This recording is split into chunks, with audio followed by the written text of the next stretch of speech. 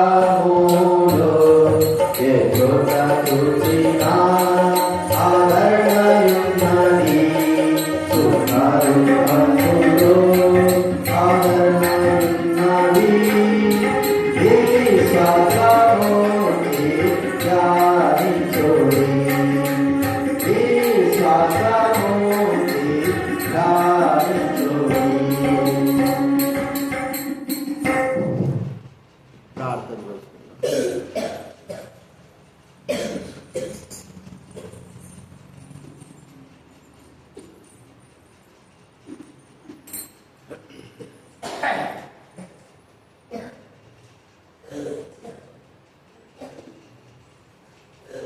ప్రార్థన చేసుకుందాం.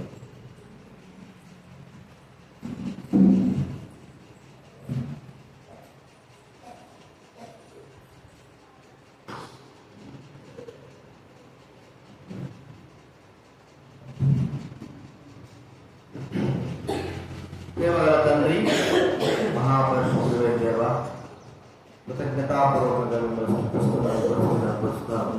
ఈరోజు మీ యొక్క పాదసభకు కూర్చుంటున్నాము. ప్రభా, మీ వాక్యము మా పాదాలను దేవునే కాకుండా మా జీవితాన్ని సరిచేసేదిగా, నడిపించేదిగా, సరైన మార్గంలో ఉంచేదిగా స్తోత్రాలు. మీ వాక్యం ద్వారా మాతో మాట్లాడినాయన. మనుషుల యొక్క వాక్యము కాదు ఈ దేవుని వాక్యము. దేవుడు మాతో మాట్లాడుతున్నాడంటే హృదయంలో ఆలోచన తెచ్చింది. ఇది మనకు చెప్పే వాక్యం అని మా జీవితాల్లో నష్టపరిచేదిగా ఉంటాము అని మరి దేవుడు వాక్యం అని ప్రభా మీరు చెప్పబడిన ఆ మాట ప్రకారం మా జీవితాల్లో మేము కూర్చున్నామే కానీ మా మనసు ఎక్కడో ఉండొచ్చు, శరీర వాక్యం ఉండొచ్చు, కానీ ప్రభావ మనసు, శరీరం, ఆత్మ, ప్రాణ శరీరం ఉండదు. మీ వాక్యం విని ఆత్మతో సత్యముతో ఆరాధించి ప్రభావ మిమ్మల్ని సంతోషింపజేయడం ప్రేమించాలని జరిగేది. మనుషులు సంతోషం కాదు, మీకు సంతోషం కలిగేటట్టుగా సహాయించి కృతజ్ఞతాస్తుతులు చెల్లిస్తూ పాటల ద్వారా మహిమ పొందారు. మీ స్తోత్రాలు వాక్యం ద్వారా మహిమ పొందండి. మీ స్వరం వినిపించండి. వాతావరణాన్ని రావాల్సిన స్థుతులు చెల్లిస్తూ యేసు క్రీస్తు నామమున ప్రార్థించి వేడుచున్నాము తండ్రి.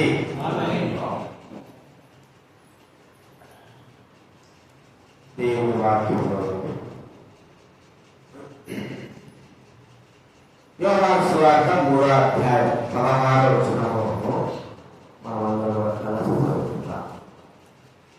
యోహాను రాసిన సువార్త 3వ అధ్యాయము 16వ వచనం. కొత్త నిబంధనలో బైబిల్ వెనక నుంచి 82వ పేజీ. యోహాను సువార్త 2వ అధ్యాయం 3వ అధ్యాయము 16వ వచనం మనమందరం కలిసి చదువుతున్నాం. దేవుడు లోకమును ఎంతో ప్రేమించరు కాగా ఆయన తన అద్వితీయ కుమారుడిగా పుట్టినవాడిని విశ్వాసించుకునేవాడు నశింపక నిత్య జీవం పొందినట్టు ఆయనను అనుగ్రహించను. దేవుడు లోకాన్ని ఎంతో ప్రేమించాడు, వారు ప్రేమించాడు. దేవుడే ప్రేమించాడు. ప్రేమించి మన కొరకై చేసిన గొప్ప కార్యం మనకు తెలుసు. మరి ఎలా ప్రేమించాడు?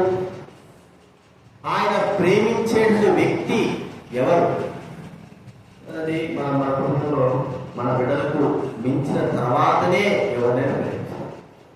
వారు ఎంత అందగాలైనా, ఎంత గొప్పవారైనా, ఎంత చదువున్నా, ఎంత తెలివి ఉన్నా, ముందు మొట్టమొదటిగా మన పిల్లల్ని ప్రేమించిన తర్వాతనే ఇతరులైన వారు మనము ప్రేమిస్తున్నాం. అయితే మన పిల్లల కంటే ఎక్కువగా ఎవరు కూడా మనం ఎక్కువగా ప్రేమించాం. మన పిల్లల కంటే ఎక్కువ ప్రేమించాం. మరి తండ్రి దేవుడు లోకాన్ని ప్రేమించాడు.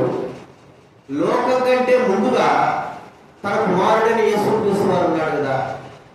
మరి ప్రేమించలేదా అంటే ఆయన ప్రేమించాడు. మరి ఆయన్ని ప్రేమిస్తే మనల్ని తక్కువగా ప్రేమించాలి. ఎందుకంటే కుమారుడి తర్వాతనే మన యొక్క స్థానం, కుమారుడి తర్వాత మన స్థానం దొరుకుతాం. కాబట్టి ఆయన ప్రేమించిన తర్వాత మనకు ఏదైనా ఇది దేవుని ప్రేమ ఎలాంటిది, దేవుని పక్షపాతం కలిగిన వాడు కాదు. చూడండి అపోస్తుల కార్యాలు 10వ అధ్యాయం 40-34 వచ్చిన అపోస్తుల కార్యాలు 10వ అధ్యాయము 34 వచ్చిన చదవడమేనా? 10:34 నిజముగా గ్రహించి ఉన్నాను. అలాగే చూడండి రోమ 2వ అధ్యాయం 11వ వచనం, రోమిలకు రాసిన పత్రిక 2వ అధ్యాయం 11వ వచనం చదవాలి.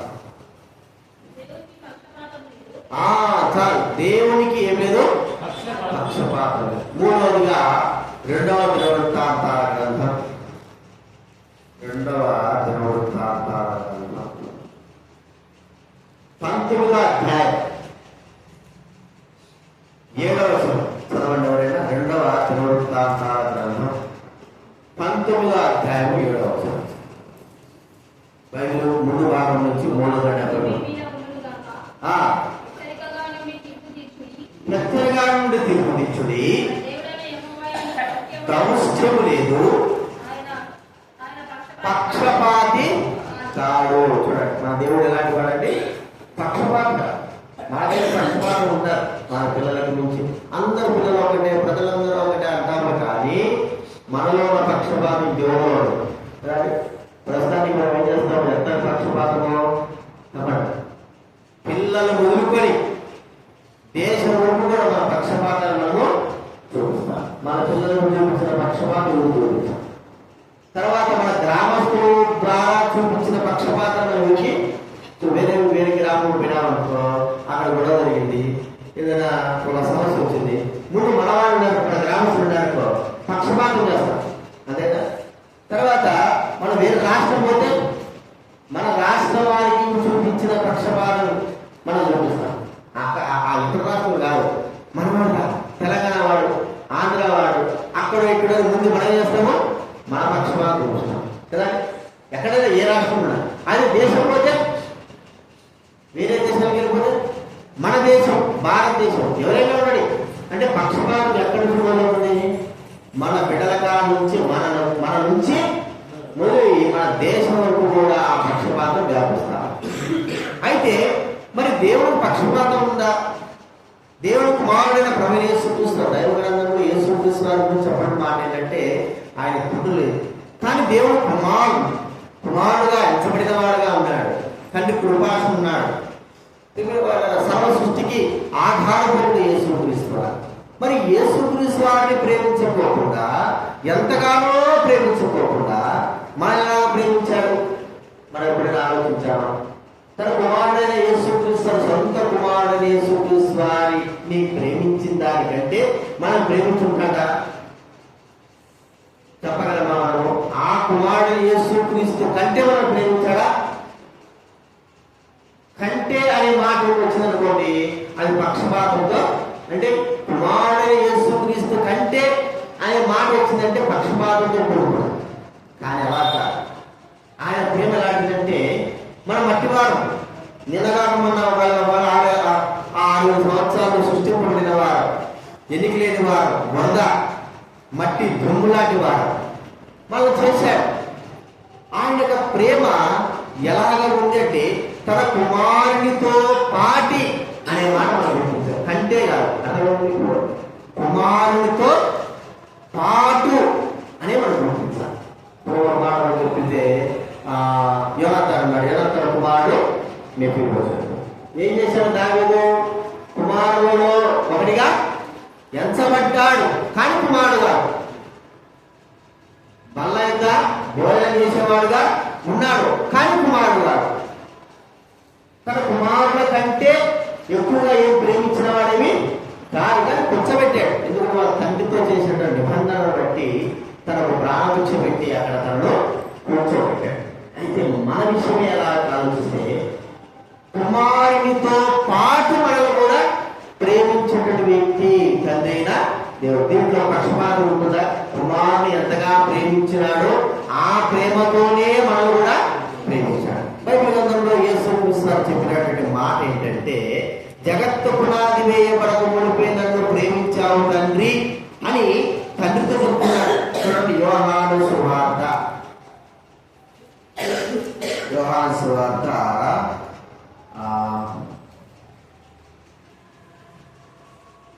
17వ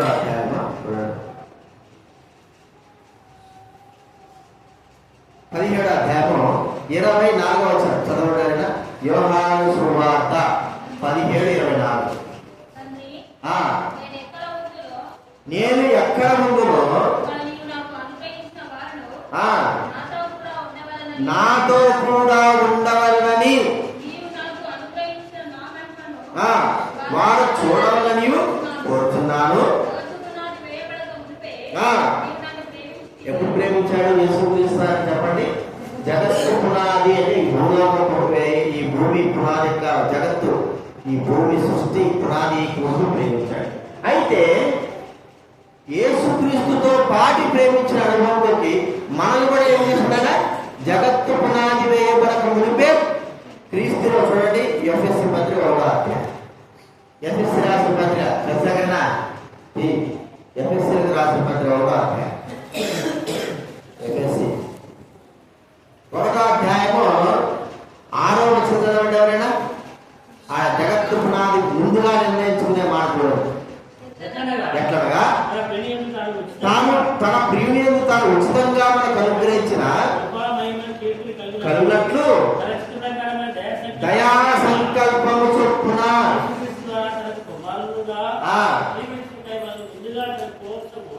మనకు ముందుగా తన కోసం నిర్ణయించుకుని ఉండవాలని జగత్తు పునాది వేయబడక మునిపే క్రీస్తులో మనల్ని జగత్తు పునాది వేసుకోబడ్డాడు. జగత్తు పునాది వేయబడక మునిపే ప్రేమించాడు. ఇక్కడ మనందరూ జగత్తు పునాది వేయబడక మునిపే ఎవరితో ప్రేమించాడు? క్రీస్తుతో కూడా క్రీస్తు కంటే కాదు, క్రీస్తుతో పాటి మనం ప్రేమించాడు. ఈ యొక్క ప్రేమతో మన జీవితాలు యోగమైనదైనా క్రీస్తు కంటే అంటే అప్పుడు ఆలోచించాలి. ముందు వేసుకోవడం స్థానం ఇవ్వాలి. ఎందుకంటే ఆయన కుమారుడు, మన మట్టివారు, సృష్టింపబడిన వారు, ఆయనే అంత సృష్టి చేసిన వారు. కాబట్టి మరి ఆయన కంటే మనల్ని కాదని ఆయనతో పాటి మనల్ని కూడా ప్రేమించింది. ఇది గొప్ప విషయం.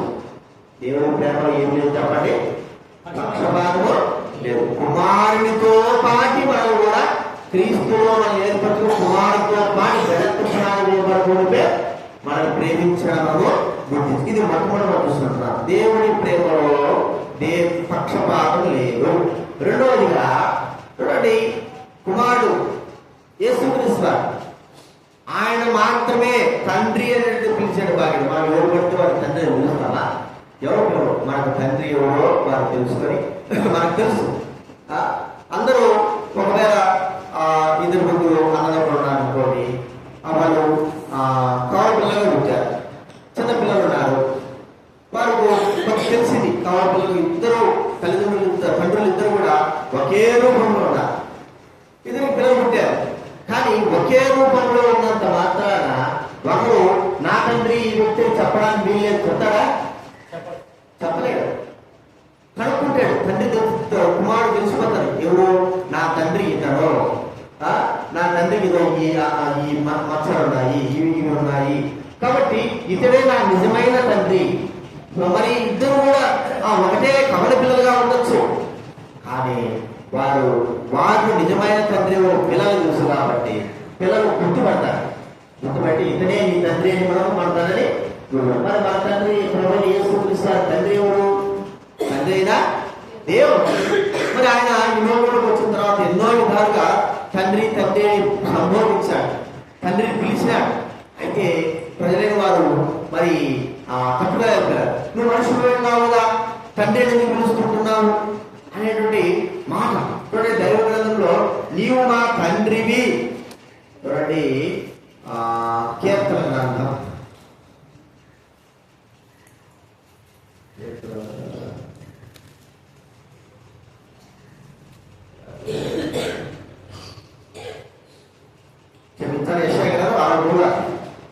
యెషయా గ్రంథం 16వ వచనము చదవండి. 16వ వచనం. మాకు తండ్రివి నీవే, అబ్రహాము మమ్ము నెరుగకపోయినను, ఇశ్రాయేలు మమ్మల్ని అంగీకరించకపోయినను, యెహోవా నీవే మా తండ్రివి. పేరుగా నీవే మా తండ్రివి. 64 ఉంది, అది కూడా అదే మాట. 64 యెహోవా నీవే మా తండ్రివి, మేము జగటి మన్ను, నీవు మాకు కొమ్మరి వాడవు, మేమందరము నీ చేతిపై, నీవే మా తండ్రివి. తండ్రి అనేటువంటి పిలిచేటువంటి యోగ్యత బాధ్యత కేవలము ప్రభువైన యేసుక్రీస్తుకు తప్ప ఈ భూలోకంలో ఏ మానవునికి లేదు. ఎందుకంటే తన సొంత కుమారుడు, ఏక కుమారుడు, ప్రియ కుమారుడు యేసుక్రీస్తు వారి గురించి తండ్రి దేవుడు ఏం చెప్పాడు? గంగారామన్న ఏం చెప్పలేదు.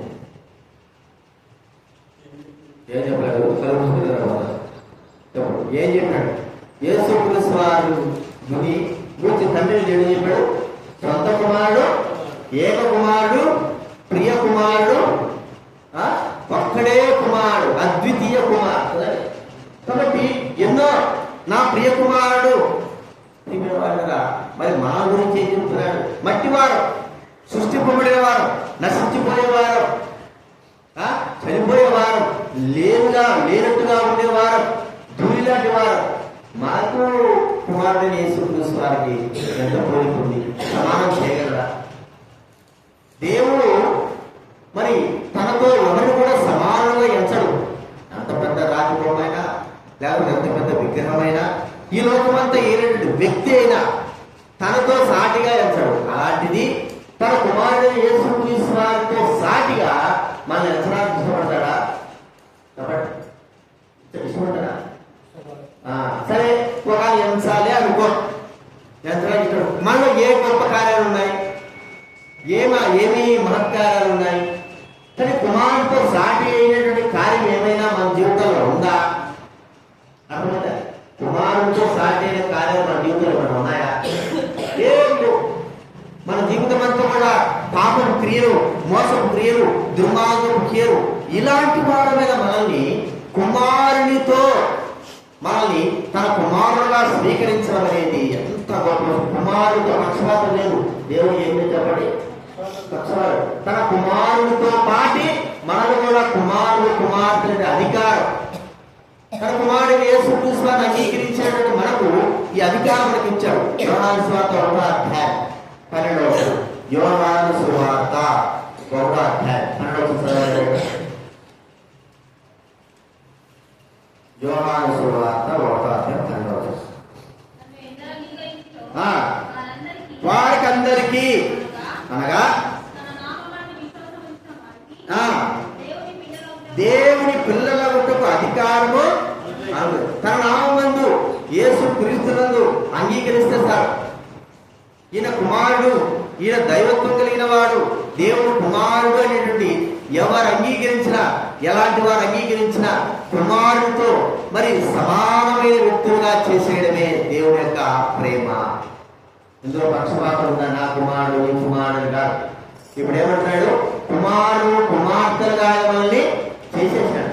చూడండి, మనం ఆ చేయడం బట్టి దానికి మనం ఎట్లా స్పందిస్తున్నామంటే, చూడండి, గలతీ పత్రిక 4వ అధ్యాయం, గలతీ పత్రిక 4వ అధ్యాయం 6వ వచనం ఎవరైనా 4:6 గలతీలకు రాసాం. కుమారుడై ఉన్నందున, ఏ కుమారుడు? ఎవరు కుమారుడు? దేవుని కుమారుడు. దేవుని కుమారుడై ఉన్నందున తండ్రి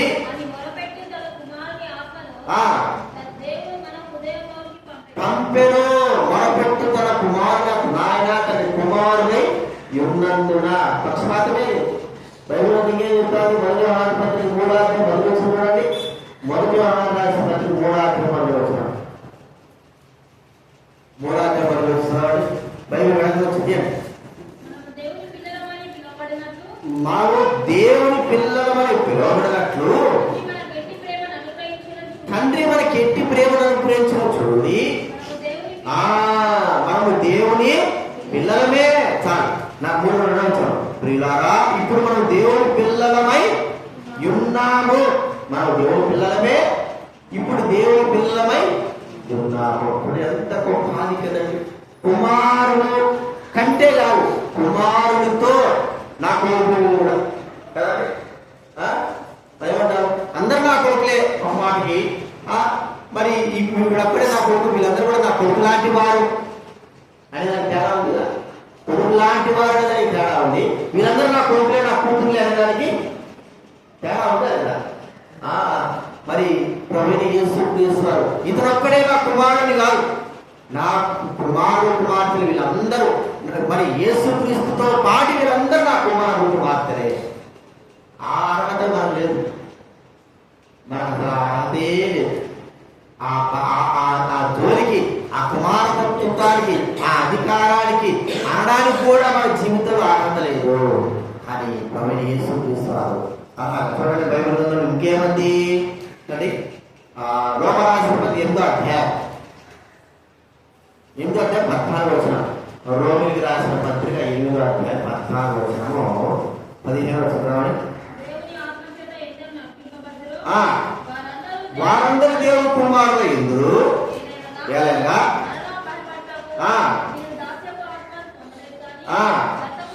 దత్తపుత్రాత్మ పొందిత్రి ఆత్మ కలిగిన వారై మనము అబ్బా తండ్రి మొరపెట్టుచున్నాము. తానే మనతో ఆత్మతో కూడా సాక్షించుతున్నాడు. మనము దేవుని పిల్లలమని ఆత్మ తానే మన ఆత్మతో సాక్షి. మీరు దేవుని పిల్లలయ్యా, మీరు కూడా దేవుని పిల్లలన్నా, మీరు దేవుని పక్షపాతం ఎక్కడ తండ్రి దేవుడికి పక్షపాతం లేదు. ఇటు చూస్తే మరి తండ్రి యేసును ఆయన ప్రేమను యేసుతో పాటి మనం కూడా ప్రేమించినాడు. జగత్ప్రాయ ఇంకో మరో ఉదాహరణ చూస్తే యేసుతో పాటి మనలందరూ కూడా తన కుమారుగా కుమార్తెలుగా చేసుకున్నాడు. ప్రభువు యేసు అంటాడు, నా తండ్రి మీ తండ్రి కదండి. చూడండి, యోహాను సువార్త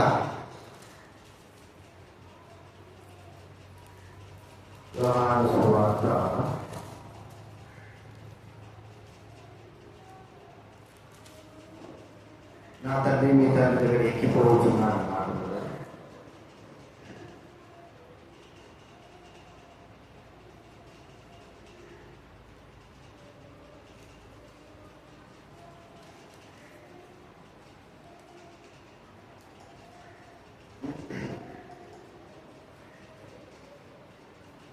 నా తండ్రియు మీ తండ్రి అన్నమాట. ఇక్కడ నా తండ్రి మీ తండ్రి అనే మాట ఆయన సంబోధిస్తా ఉంటున్నాడు. 20వ అధ్యాయం చేయండి, యోహాను సువార్త 20వ అధ్యాయం అక్కడ మాట చూడండి. ఎన్నో వచనం అది? 17వ వచనం. యోహాను సువార్త 20వ అధ్యాయం 17వ వచనం చూడండి.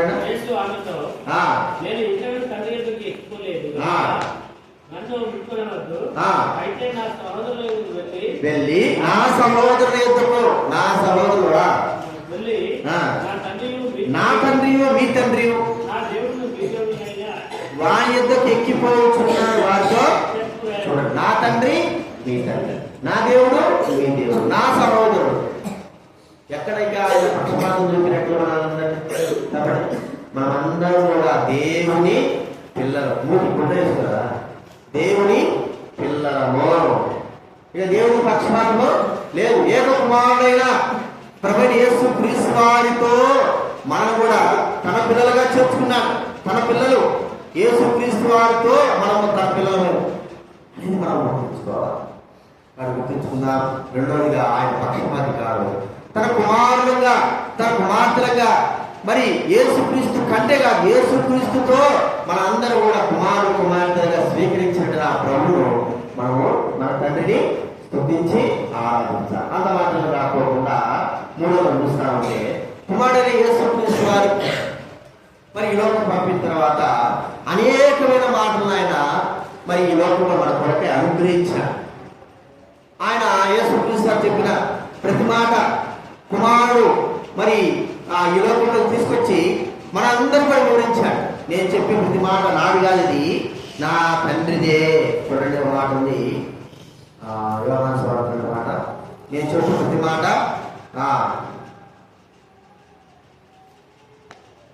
యోహాను సువార్తలో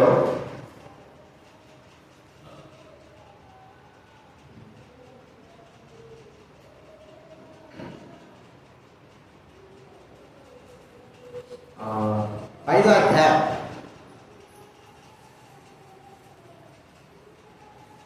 30వ వచనం చదవండి ఎవరైనా. 5:30.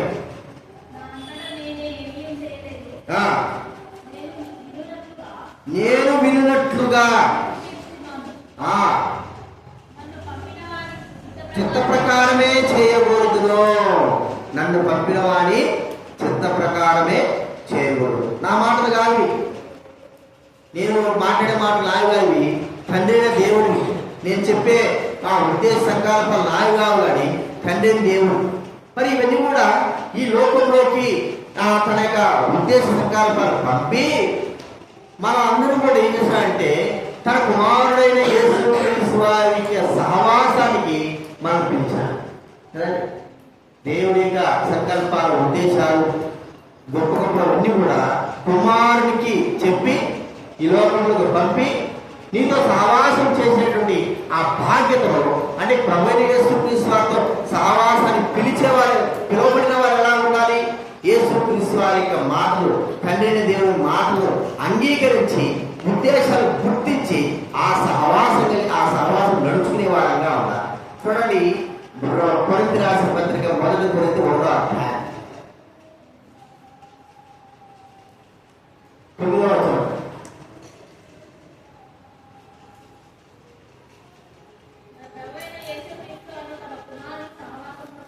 తన కుమారుని సహవాసములకు, ఎవరి సహవాసం అండి? యేసుక్రీస్తు వారి సహవాసం. మరి యేసుక్రీస్తు వారు ఈ లోకంలో తండ్రి దేవుడు మాటలు తీసుకొచ్చాడు, దేవుడు వాక్యం తీసుకొచ్చాడు, దేవుడు మాటలు తీసుకొచ్చిన ఆయనతో మనకు సహవాసమా? దేవుడు వాక్యుని ఈ లోకంలో బోధించిన ఆయనతో మనకు సహవాసమా? బైబిల్ ఏం చెప్తా ఉంది?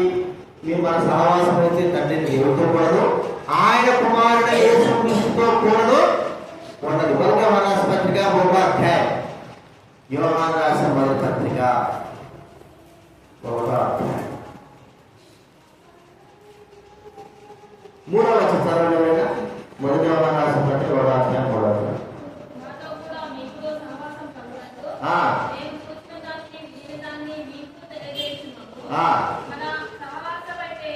మన సహవాసమైతే ఉన్నది. మన సహవాసమైతే ఏ సహవాసము? తండ్రితో కూడింది, కుమారుని యేసుక్రీస్తుతో కూడింది.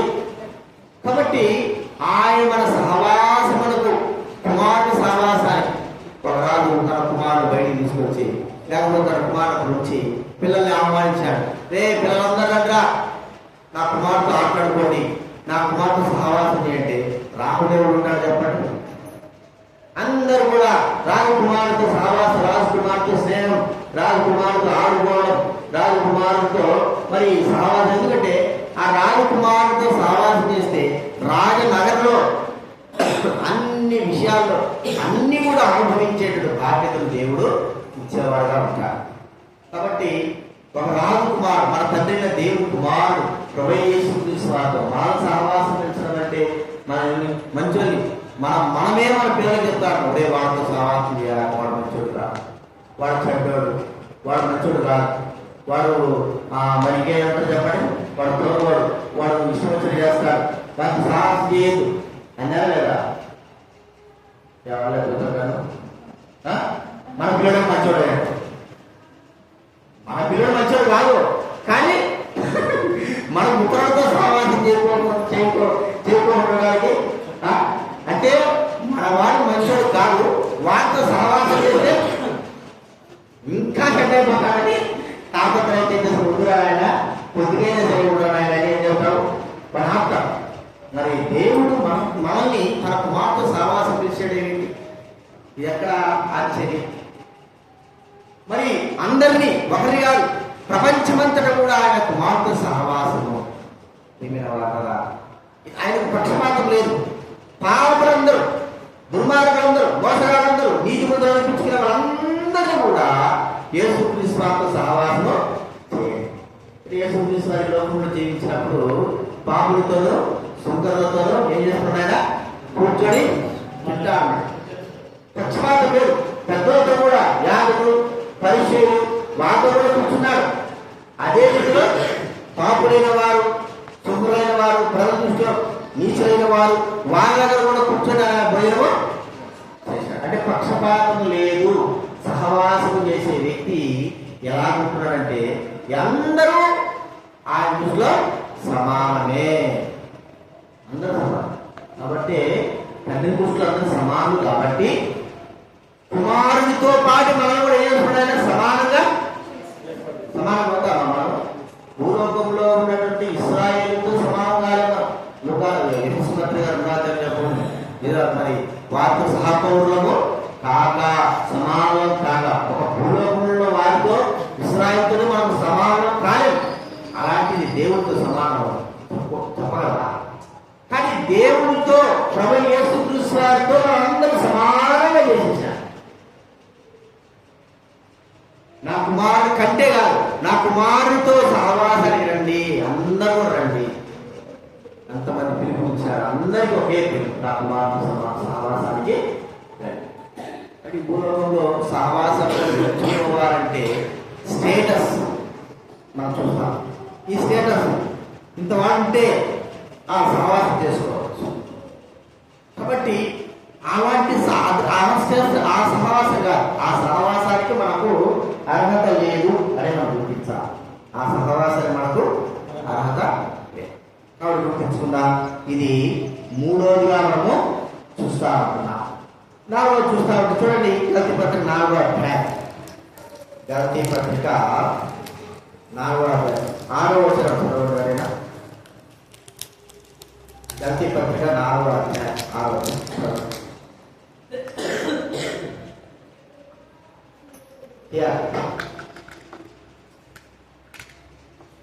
గలతీ పత్రిక 4వ అధ్యాయం 6వ వచనం. మీరు కుమారులై ఉన్నందున నాయన తండ్రి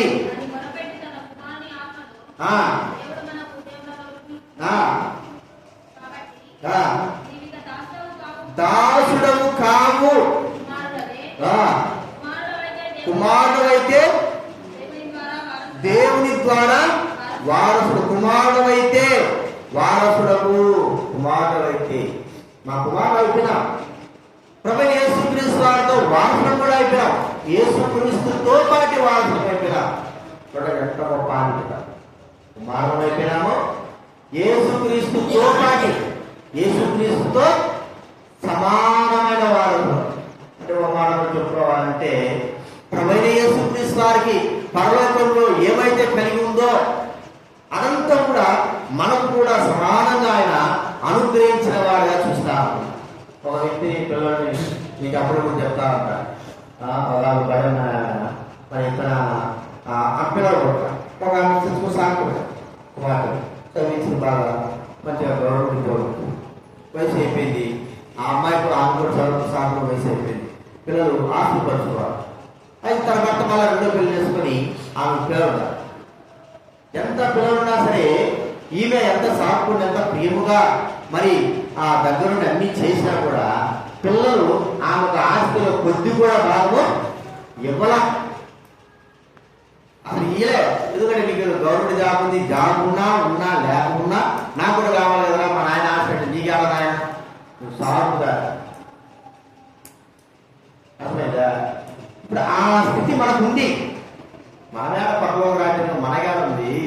మనం ఏ పాటి వాళ్ళని. కానీ తండ్రి దేవుడు ఏం లేదు, పక్షపాతం లేదు. కుమారుడితో సహా నాకన్నీ కూడా పరలోకంలో ఇచ్చి ఉన్నాడు. ఇది మనం గుర్తించాలి. అందుకే దేవుడు పక్షపాతం లేదు. మనం ఆలోచిస్తూ ఉంటాం, నాకేమిచ్చాడు. అందరూ కూడా ఏకరీతిగా పరలోకము మనకు అనుగ్రహించి కుమారుడితో పాటి మనకు వారసత్వం అనుగ్రహించినాడు. ఇంకో ఏమంటాడు రోమరాసిన పత్రికలో మనం చూస్తే 8వ అధ్యాయం 17వ చదవండి. రోమా 8:17.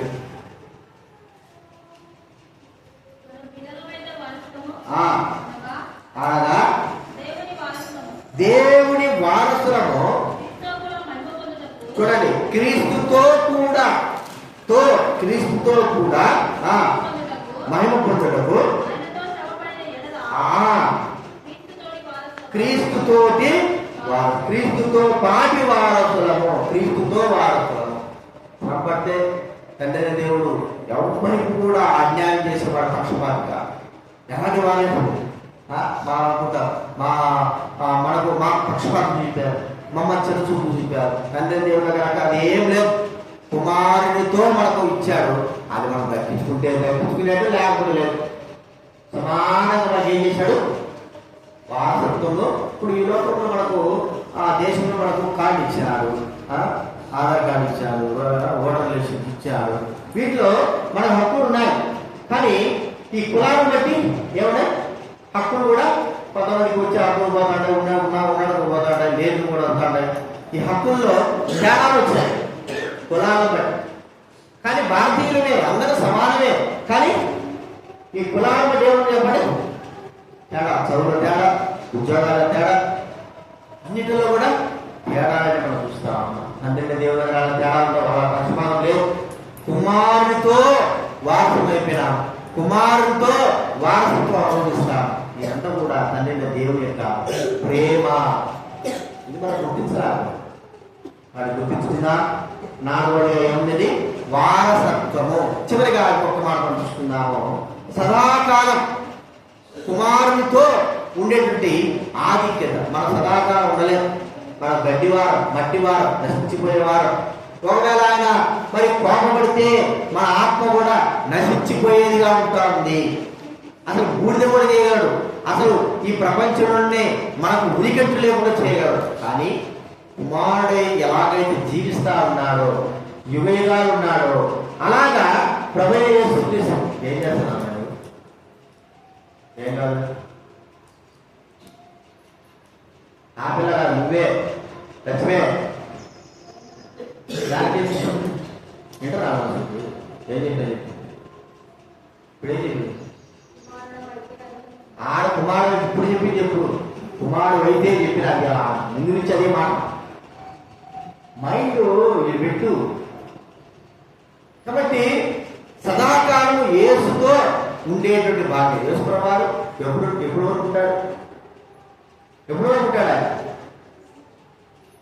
ఎప్పుడు వరకు ఉంటాడు? రామదాసు నిరంతరం ఎల్లప్పుడూ ఉంటాడు. మనం కూడా ఆయనతో ఎల్లప్పుడూ నిరంతరము సదాకాలము ఆయనతో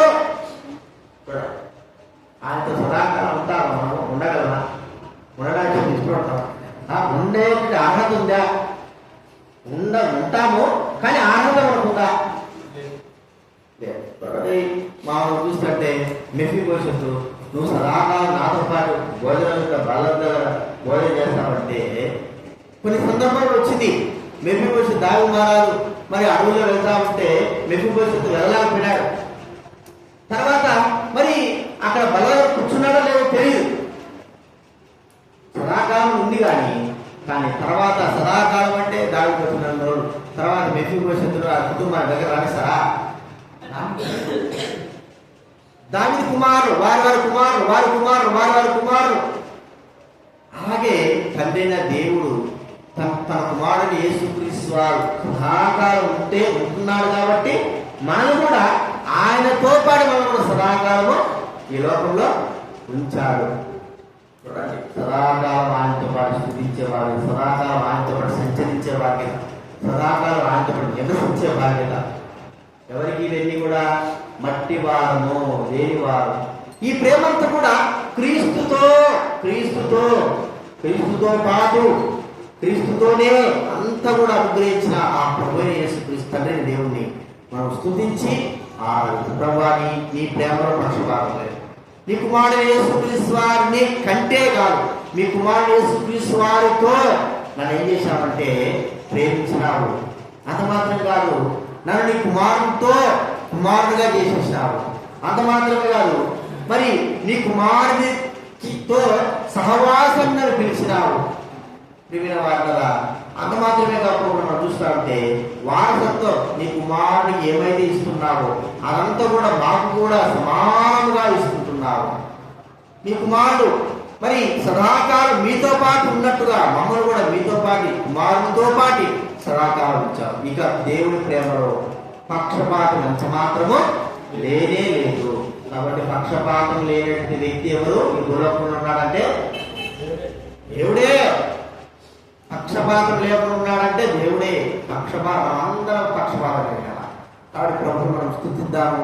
పక్షపాతం లేని ఆ దేవుని యొక్క ప్రేమను మనము గుర్తించుకొని ఆరాధనము చదివేసినటువంటి పాడబారు.